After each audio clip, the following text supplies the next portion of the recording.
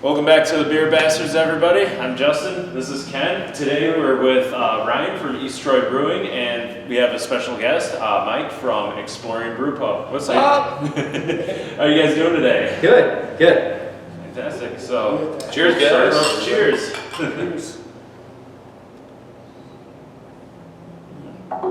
If you haven't tried this wit at East Troy Brewery. So, tell us a little bit about that bit. Sure. So we opened the brewery in an old bank. The bank was built in 1892. So we restored everything, completely renovated everything. Renovated. There we go. Yeah, everything from keeping the Cream City brick, which you can kind of see some. I don't know if you can see some of it on camera, but keeping as much Cream City brick as we could. Creating like a teller gate area around the bar, kind of keeping that bank theme. We kept the original vault from the 1930s. We used the safety deposit boxes for our mug members, so our mug members get their own key, can put whatever they want in it, except for drugs and firearms. Well, guess that's not a question for me then. So, and we kept the industrial side of the building, which was built on over the years, with that industrial look. We kind of wanted that dual, look, keeping the bank side like bank looking, and then keeping this industrial side industrial looking by, having the ironwork and the Edison bulbs and keeping that kind of modern steampunk kind of look to it. So. Yeah, then we have our brew house right behind us. So it's a 10 barrel brew house. We had Quality Tank Solutions make for us. Quality Tank Solutions is local, they're in Conomowoc. Yeah, I hear a lot about them over on the radio and stuff, and I hear they make really good products. Absolutely, I couldn't complain about a single thing. They've been super generous and helpful. Anytime that there's issues, maintenance-wise, they've got people on staff, and they're 45 minutes from here, so it's great. You don't have to send an email to China and complain about Yeah, and some chick named Sue's name is obviously not Sue. No, I have a QTS system too, and man, I tell you what, their support is top notch.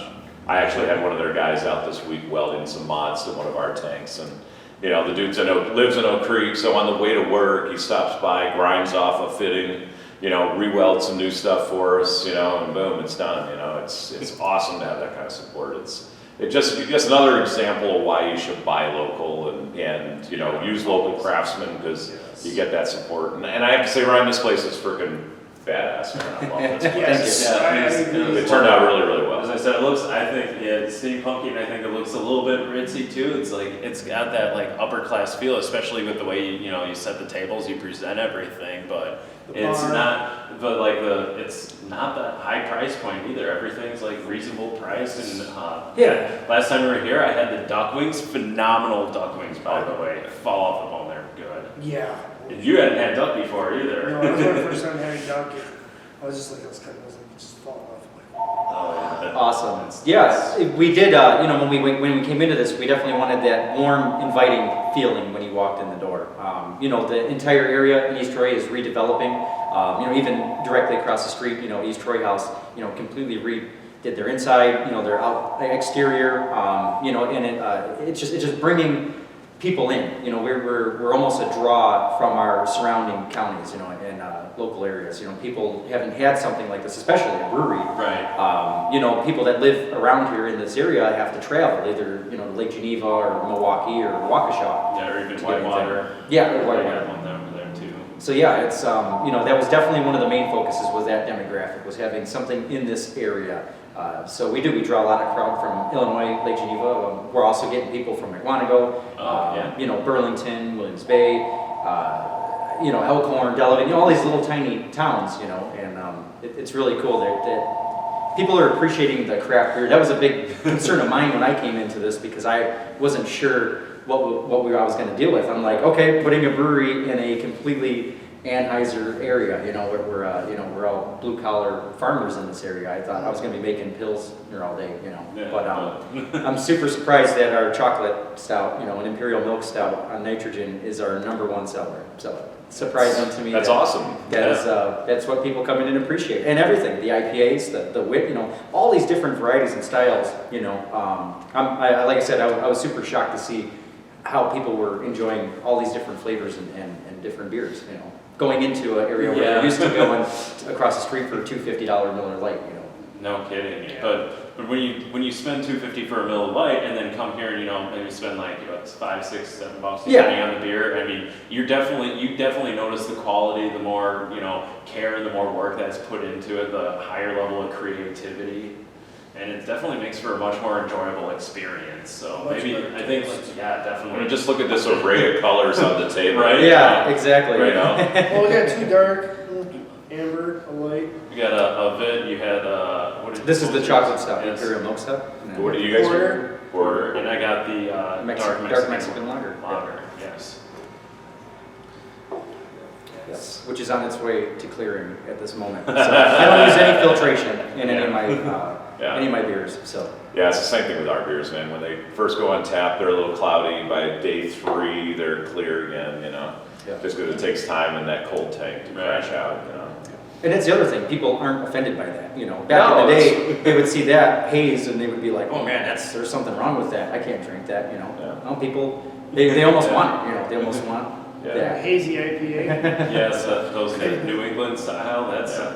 That just blew up like a lot recently. Everybody's getting into that. Anytime you're doing an all-natural product with minimal processing, and you're trying to put it out there without putting junk in it, or running it through filters and all that other BS, I mean, that's what you get. So, it's fresh on tap and it gets cloudy. And, I personally see it all the time that people are starting to appreciate that what we do, we're not just making like a mass-produced beer like, Miller and Bud, that's going to be exactly the same every time. There's going to be little variations.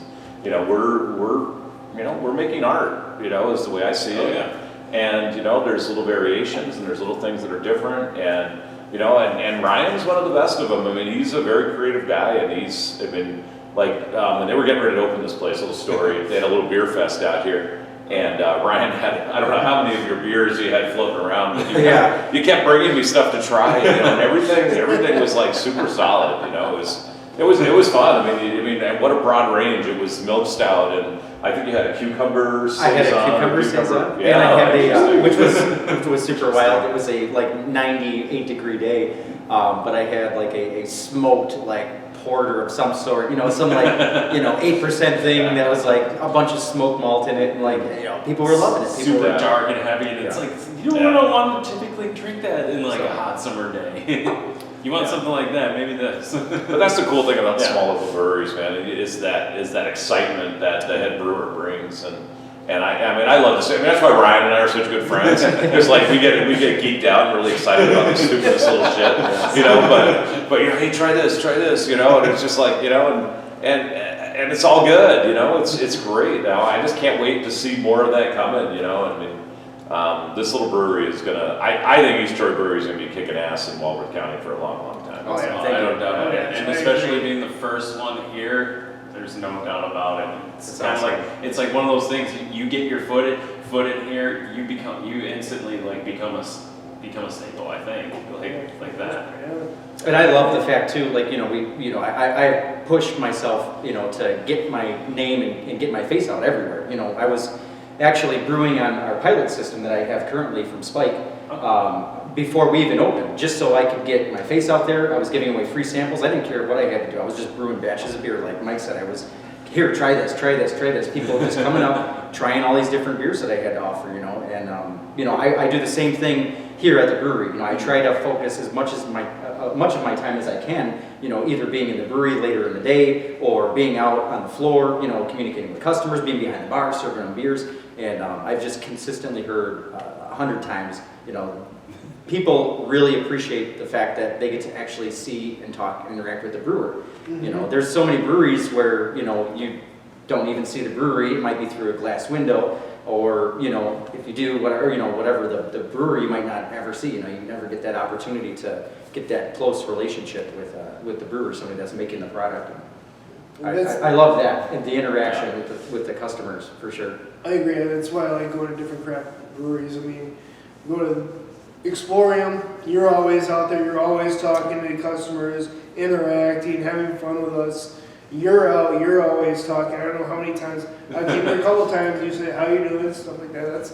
And that's what customers want. There's a couple breweries out there that don't do it, but hey.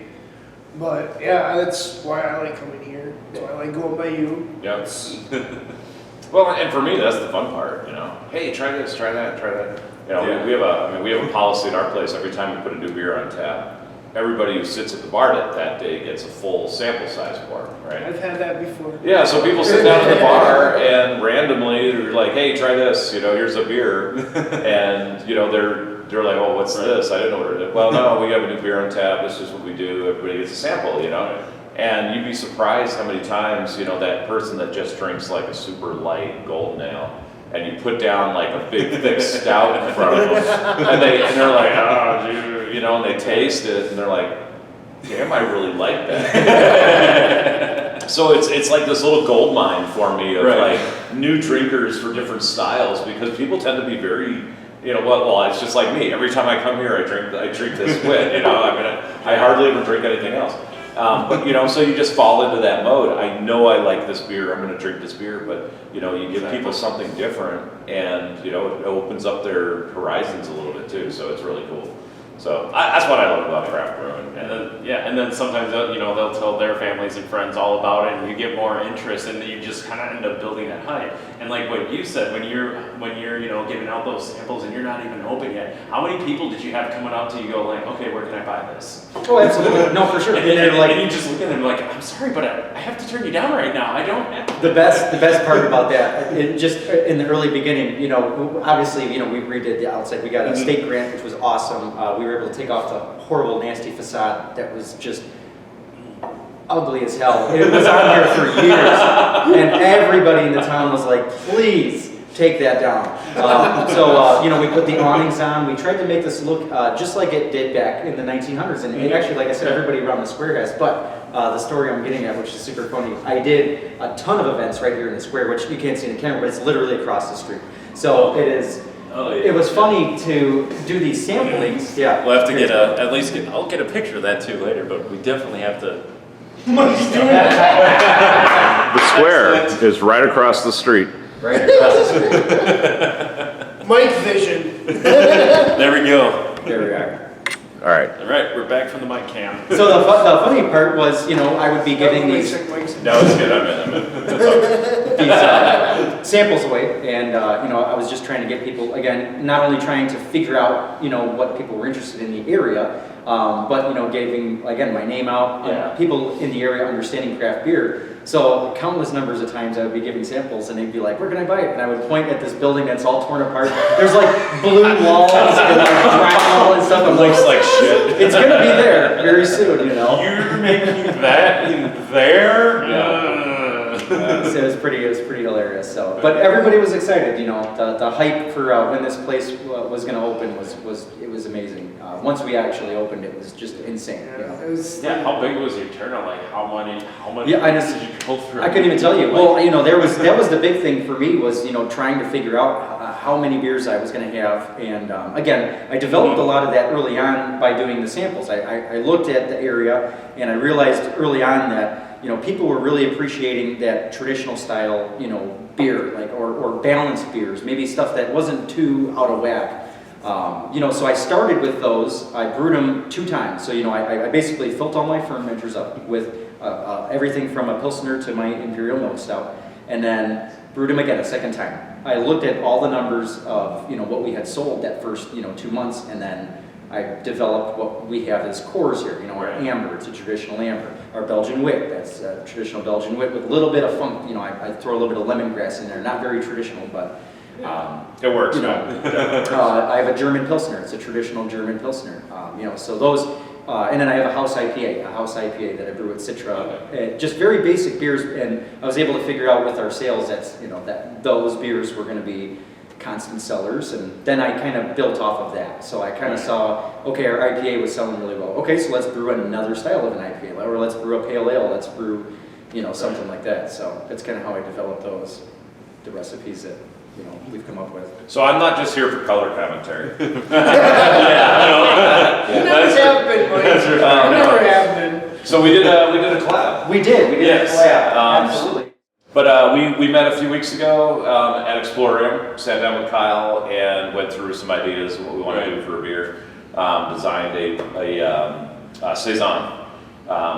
Saison is a style that I'm very partial to, and our Saison is almost out, so I was pushing for Saison because we could get some on tap at our place. That's the real reason why he was doing it. I see. Now it Clever mind. But we decided on a Saison, like a honeydew melon Saison.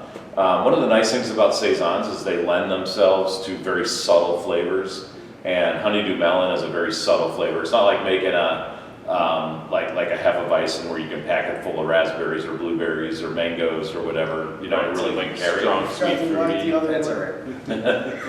But what's great about a Saison is they're super light and effervescent, so you can take some very subtle flavors and put them in there, and those flavors can come through. So it was kind of a cool vehicle to get something like honeydew melon to show through. You know, nice summertime beer, light, effervescent, a little lower ABV.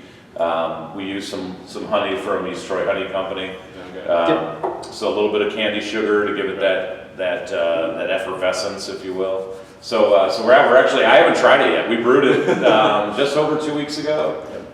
So actually 2 weeks ago today, didn't we? 2 weeks ago today. Wow. Yeah, we brewed it on a Tuesday, Yeah, so so- 2 weeks ago. That's right, because we were supposed to. Yeah. So it's just reaching terminal gravity now in the fermenter. So I don't know. I think we should go downstairs and try it. Yeah, Yes. definitely. Absolutely. But first, whose idea? I'm just curious. Whose idea was the honeydew, and whose idea was the actual honey, the melon? Well, I wanted to have my piece in it, so I had a local honey provided from East Troy, and then I think you were telling me something about honeydew melons being. Yeah, honeydew melons were grown quite prolifically around this area. And actually, I live about 10, 15 minutes from here. And the property I live on is an old farmstead. And it used to be an 80-acre farm, and they used to grow honeydew melons. And actually, one day I sit in my house, like during the summertime, this car pulls in the driveway, I've never seen it before. A couple old guys get out, and one of the guys is like on a walker. He's like in his late 80s, and the guy driving is like helping him get out of the car, and he's just looking around and looking at the house. And I go out there, it's like, hey, can I help you? And they introduced themselves, and their last name was Hohenbrook, and it's like, hey, the guy was explaining, and this is probably 15 years ago now, so this was probably early 2000s. And the guy's like, hey, I was born in this house in the 1920s. Oh boy. And he said, I grew up here. It was our grandparents' house, and my parents lived with them during the summer because it was the harvest time. And I was like, well, what did you guys do? And they're like, well, we grew melons. We do cantaloupes and honeydew, but it was all fruit. And it's like, well, where did you sell it? And I want to know all the details now. Yeah. And they used to load up a little pickup truck, and it was like a service in town that would help the farmers. It was kind of like a co-op where they all helped pay for this truck, and the truck would come by. And the kids, they were 12 and 13 years old in the summertime, they would load up their crates of melons on the truck, and they would jump on the back of the truck too. And it would take them 2.5 hours to drive into West Dallas. Boy. And the farmer's market in West Dallas, Yeah. the 5 points or 6 points, whatever that is. But that's where they used to sell their melons. So they would go on a Saturday morning, set up shop, they would sell their melons. If they didn't sell them all, the farmer's market was open both Saturday and Sunday. They would sleep overnight in the back of the truck. They would finish selling melons, and then they would drive back 2.5 hours on Sunday.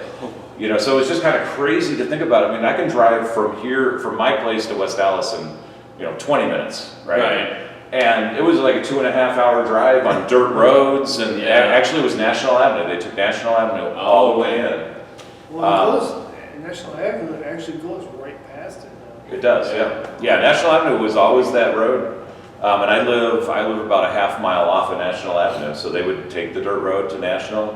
And National was improved in a few places and whatnot. But so anyway, I mean, in the back of my mind, when we're doing this beer, especially as you come a little further south, even into Walworth County, this is all farm country. Oh yeah. And I thought it would be kind of cool to incorporate some sort of fruit in this beer that was, something that you can't put in every style of beer. Right. And something that was from the area. So that's where the honeydew came from. It's got a little history to it. Yeah, a little history. And for me, a little kind of personal history, in that I've lived in this house for 20 some years. And, I always think about these guys growing these melons in the summertime, it's like, man, that's really, it's kind of cool to kind of little nod to that, All right. So you have a big field in your backyard. No, I subdivided and sold off those lots. There you go. Hey, smart move. Hey, how do you think I built a brewery, man? It takes money. It does. It does. Oh, Jesus, yeah. So should we go down and try this out now? Yeah. Yes, So, absolutely.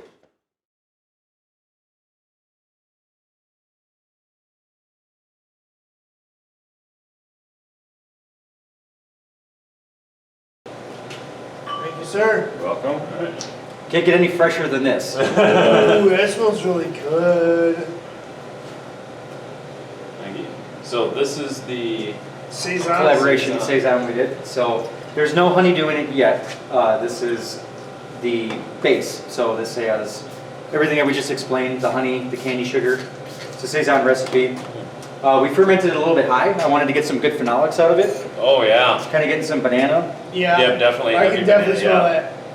Yeah, There's see, some- all of that'll enhance the, Yeah, honeydew, you'll get- And this has the sugar in it already? Yeah, this has Yeah. candy sugar, Belgian candy sugar in it. Yeah, and I'm smelling that too.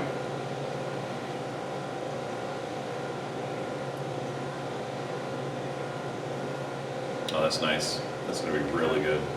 And we got a lot of yeast that's still in suspension in this one too. That's So smooth. Yeah, I can taste Nice. that. It still hasn't fully fermented yet, but oh Yeah. my god, that is tasty. It's It nice and is. light, the honey comes through. Yeah. Man, we had the honeydew, nice subtle, another layer of flavor on top Yeah. of that. It's gonna be really good. Oh man. Oh, yeah. and it'll be perfect for summertime. We're looking at I'd have to do my math, but we're gonna be well in flow. 4.5. That's what I was thinking. 5 to Okay. maybe on the high end. First Low time four. tasting of this. 50, Yeah, there you go. 56. Started at 10:56. Yeah. Alright. We're at 10. We'll probably finish at 10:10. Yeah. So how many barrels in total of this is? We did actually, which was great. Again, collaborations, which we talk about all the time. You can learn things from other brewers. So one of the things that Mike helped me with during this batch was almost maxing out our capacity in our boil kettle to achieve as much volume as we possibly could in here. When I was brewing before, working with this new system, I was brewing 10-barrel batches, but only yielding 7.5. So, some of the things, that you collect over the collaborations with other breweries, it might not necessarily be something like that. It could be like, oh, we'll try doing a fermentation at this temperature, or try, using this yeast instead of this yeast. So, Yeah, and it's one of the things that we like. I mean, we've had our same brew house for so long that we've kind of learned how to, maximize the efficiency out of it and scale up the recipes. We know how far we can push it. Okay. So we were able to basically make sure that this will yield at least 10 barrels. We'll probably pull 11 out of there. yeah.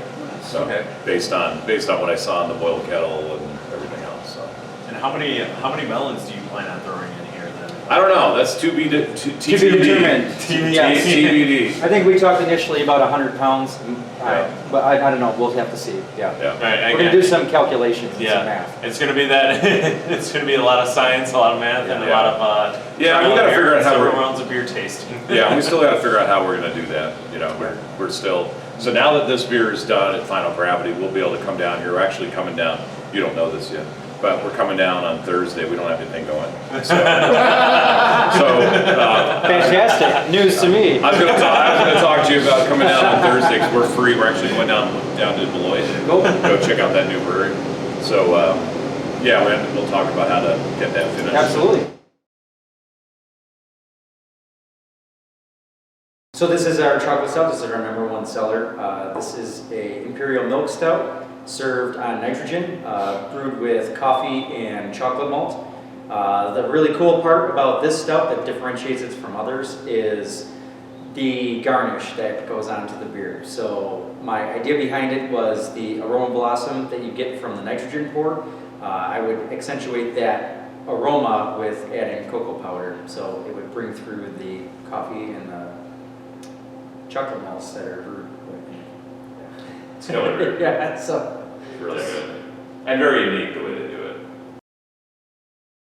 So as a closeout, first impressions on your place coming in? I mean, I know it's not the first time. Right, but still excellent. Everything we've had, every single beer I've had that you've come up with, and has been extremely tasty and delicious. And considering that you have that high level of base knowledge and just actually trying to get everything through your system in here, and the fact that right away the quality of everything is so great. I'm just excited to see where you take off from there.